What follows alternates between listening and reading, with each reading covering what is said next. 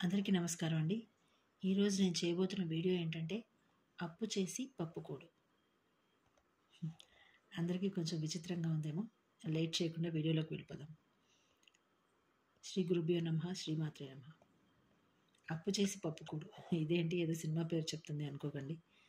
Cinema పేరేనండి, కానీ దీనిలో ఉండే టాపిక్ ఈరోజు ఇప్పుడున్న ప్రస్తుత కాలమానం ప్రకారం ఉండే రోజుల్లో ఎలా ఉంటున్నాము అనే దాని గురించి చిన్న అవగాహన అండి.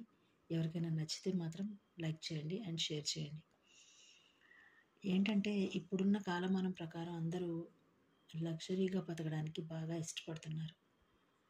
అలాగే ఇప్పుడున్న రోజుల్లో ఉద్యోగాలు పెద్దవే, జీతాలు పెద్దవే, అలాగే జీవితాలు కూడా చిన్న జీవితాలే అయినా పెద్ద జీవితాల్లో ఫీల్ అయిపోతున్నాం.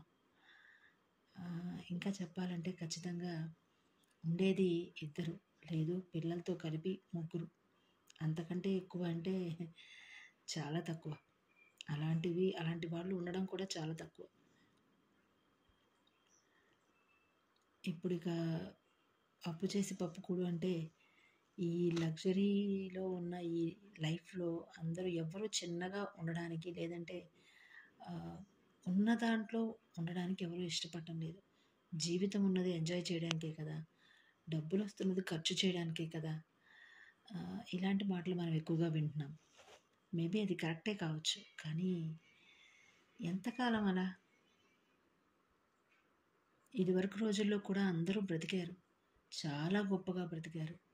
చాలా మంది కలిసి ఉండేవాళ్ళు, చాలా దగ్గరగా ఉండేవాళ్ళు.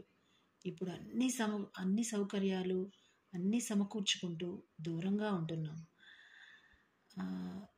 ఈ తప్పు ఎక్కడుంది అంటే, ఇది తప్పు కాదేమో, అసలు చూసే పద్ధతి మారిపోయింది. విలువ ఇవ్వవలసిన మనుషులకి విలువ లేదు. వస్తువుల్ని ఒక పక్కనే ఉంచాలి. వస్తువు అన్నామంటే అది కదిలేది కాదు, నాన్ లివింగ్ థింగ్ కదా. కదిలేది కాదు కాబట్టి దాన్ని ఒక పక్కన ఉంచాలి, లేదంటే అవసరాన్ని బట్టి వాడుకోవాలి. దానికి విలువ ఎక్కువ ఇచ్చేస్తున్నాము, మనుషులకి విలువ తగ్గించేస్తున్నాము. మనుషులకు కావచ్చు, జీవాలకు కావచ్చు, జీవితాలకు కావచ్చు, విలువ తగ్గించేస్తున్నాము. అలాగే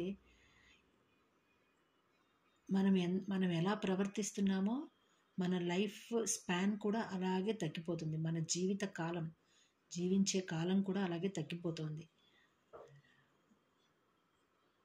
మనం చేసే ప్రవర్తనని